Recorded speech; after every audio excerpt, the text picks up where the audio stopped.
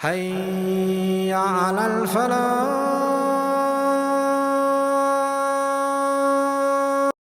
We thank Allah subhanahu wa ta'ala for all the beautiful occasions that He has given us. Indeed, my beloved brothers and sisters, if we look at our own lives a few years back, we will realize that Allah subhanahu wa ta'ala has blessed us with much more than we had perhaps 10, 20 or 30 years ago, or a little bit more.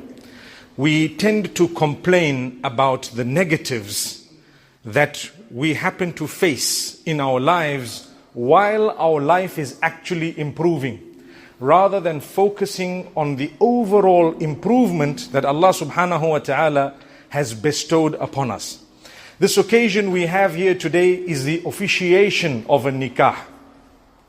I want to congratulate the couple that are coming together today and make a sincere dua for them that Allah bless them with goodness and happiness. Allah bless them with bliss, and Allah subhanahu wa ta'ala grant them the success of the dunya and the akhirah. At the same time, I wish to congratulate the families that have facilitated this and made it possible. For many families out there show no concern regarding the marriage of their own sons and daughters. So it is our duty to ensure that we congratulate those who have shown that concern and facilitated for their young ones the getting together in a halal relationship. I pray that that can be a motivation for myself and yourselves to do something positive about our own children. May Allah make it easy for us. At the same time, another congratulatory note regarding the officiation of this beautiful nikah in none other than the house of Allah subhanahu wa ta'ala. It shows that this is a sacred union. The getting together of people in nikah is not just a social activity. It's not just a merrymaking moment where we are to earn the anger of Allah subhanahu wa ta'ala. Rather, it is a celebration of half of your iman, according to some of the scholars. The celebration of half of your iman should kick off in the house of Allah subhanahu wa ta'ala. And therefore the barakah that is there when we do things the correct way is actually far greater, and it is noticed in our generations to come. May Allah forgive those who have made a mistake already. Sometimes you get the uncles and those who look at you as though, you know what, it's too late. We already did all the haram there was during our own functions. Now what should we do? Well, we make tawbah, and at the same time we have hope in the mercy of Allah. Allah will change things for us. And then when we have our own children and family members, we should put in a small word of encouragement to say, my brother, my sister, this is your big day. Just do it the right way. Don't do it the wrong way. Do it the right way. It's your time to show Allah subhanahu wa ta'ala that, oh Allah, you have given me such a happy day. I'm going to make you happy by doing it correctly. May Allah keep us with the simplicity of nikah. I've seen through my travels many cultures where nikah is made so difficult because of formalities that people have added due to them clinging to cultures that happen to be very, very materialistic. So sometimes people cannot afford the marriage, so they prefer to stay in zina and in haram. Whereas in Islam, it's supposed to be simple, it's easy. There is an ijab from one side, there is a qabul from the other side, meaning a proposal from one and acceptance from the other with a token mahr. Mahr is not actually a dowry, but it is a token gift that is presented from the boy to the girl in Islam. You know, the younger generation call it a down payment. You know, it's a down payment. This is your first. After that, every month you have to put your money here. But in actual fact, that is a joke. We look at it as an honor. Allah says men are responsible for their flock, just like women are responsible for various other roles that Allah has placed upon their shoulders. So we have our own responsibilities that at the end become the means of pleasing Allah subhanahu wa ta'ala on both sides. We fulfill this responsibility, the kindness, the goodness, the beautiful words. Imagine, if you hear the hadith of the Prophet ﷺ where he speaks about the best of us. I'm sure you've heard it. خَيْرُكُمْ لِأَهْلِهِ. The best from amongst you are those who are best to his wife. The first interpretation of that term goes to the wife. That term includes in its extension, family members. When you say ahl, you're referring to family. But primarily you start with the wife. And for the wife, who is it? It's the husband. Okay? If a person was not interested in getting married, how are they going to come to this top level of khairiyah, the best from amongst you?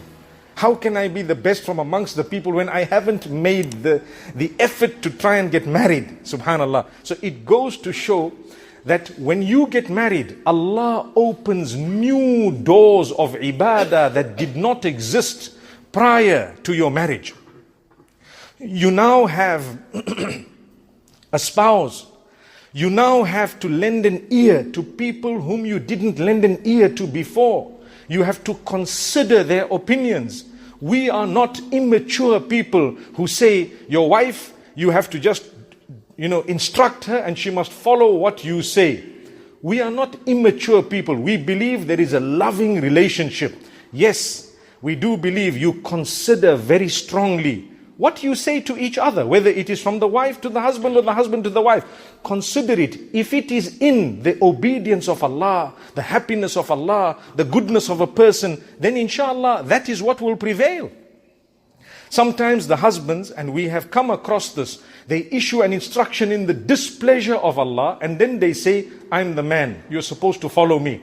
There is no following in the disobedience of Allah subhanahu wa ta'ala either way.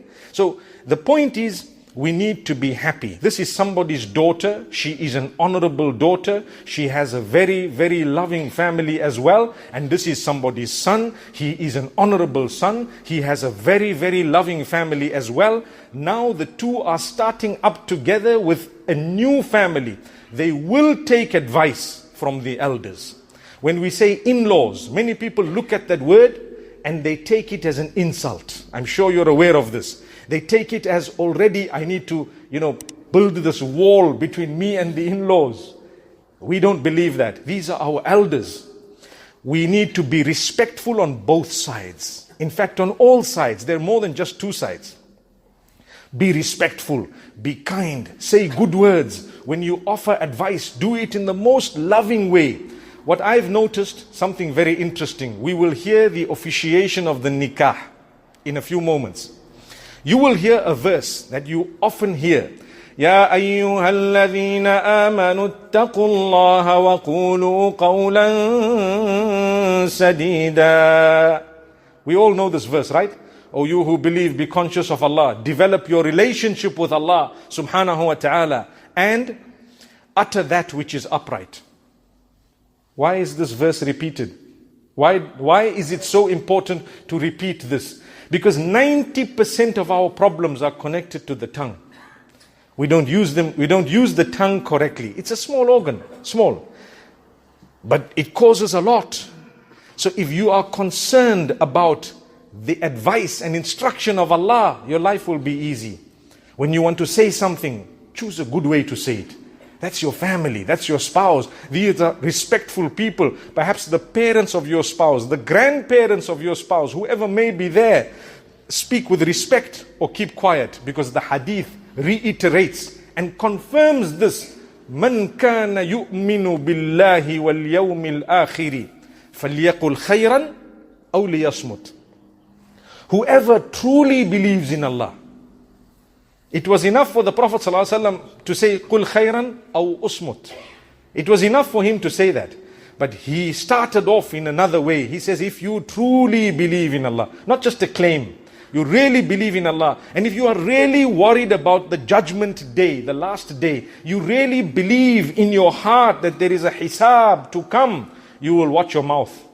Subhanallah, subhanallah. Amazing. If you truly believe in Allah and the last day, you watch your tongue. Either you say something which is good, or you don't say anything. There is no third option for a mu'min. How many of us have sworn? How many of us swear for no reason? When we are talking to our friends and family members, every other little piece of word is actually a swear word, as though it is the spice in our food. We cannot eat the food without the spice. Just like that, we cannot speak without the swear word. I promise you, house of Allah, beautiful occasion. Let's ask Allah to grant us the ability to cut that out. It will help you in your own life. It will boost your own self-respect because you don't say bad words. Try it out. Your friends will learn from you. Try it out. Your family will be living in a happier way. Many people, they come home, they swear while they're asking for something. They use bad words, these derogatory words. They go back to qulu qawlan sadidan. Say that which is straight. Do you really think it's straight? If you say that which is straight, and like I said, this verse is repeated even upon the occasion of nikah. But if you say that which is straight, Allah tells you what He will do for you. He says, يُصْلِحْ لَكُمْ أَعْمَالَكُمْ وَيَغْفِرْ لَكُمْ ذُنُوبَكُمْ. Just by speaking properly and saying that which is straight, staying away from abusive, hurtful, harmful words to those around you, Allah says He will make your other deeds good enough to be accepted. They will become acceptable. You will enjoy your salah. When you are in salah, you're standing in front of Allah. Are you allowed to say anything you want in salah? No. You have to do certain things taught by Rasulullah sallallahu alaihi wasallam. You have to say the word of Allah, which is the purest and the cleanest word. You have to say the word of Allah subhanahu wa ta'ala. I've got to read Quran.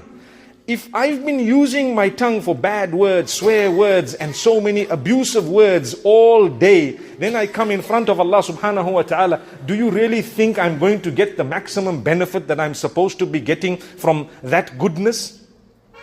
But if I am always conscious of my words, when I get into salah, the Quran says, يُصْلِحْ لَكُمْ أَعْمَالَكُمْ. Your deeds will become acceptable. They will become good enough to be taken by Allah subhanahu wa ta'ala. وَيَغْفِرْ لَكُمْ ذُنُوبَكُمْ. Because of your effort that you have made to try to say the best words, the most loving words, meaning the words filled with kindness and goodness and compassion, Allah says, we will forgive your other minor sins. The minor sins will just go. They will drop out by the will of Allah. Why? You are conscious to please Allah subhanahu wa ta'ala. So this advice is for the couple who are coming together and for all of us who will hear this. May Allah grant myself the ability to actually follow what I have said, to purify the tongue, to respect all the people, no matter what, no matter who it is, no matter what type of a disagreement you have with someone. Only use respectful words to refer, to agree, to disagree, no matter what. We have no excuse to use bad words, no matter who it is. So the reason I started off this way is it's a sunnah of the Prophet ﷺ to seize the opportunity of the gathering of people to say a good word. And on the occasion of nikah, a reminder for all of us that we can take home to put into our lives in a way that we would actually benefit. And also a piece of advice for all those who are coming together, an encouragement for those who are not married. May Allah make it easy for you. Those who are married, may Allah make it a day of happiness such that you can resolve your matters and so on. أقول قولي هذا وصلى الله وسلم وبارك على نبينا محمد. Thank you so much for listening to this short message. I pray that it has increased you in a little bit of motivation and hope, and the same applies to all of us. Jazakumullah khair. Assalamu alaikum wa rahmatullahi wa barakatuh.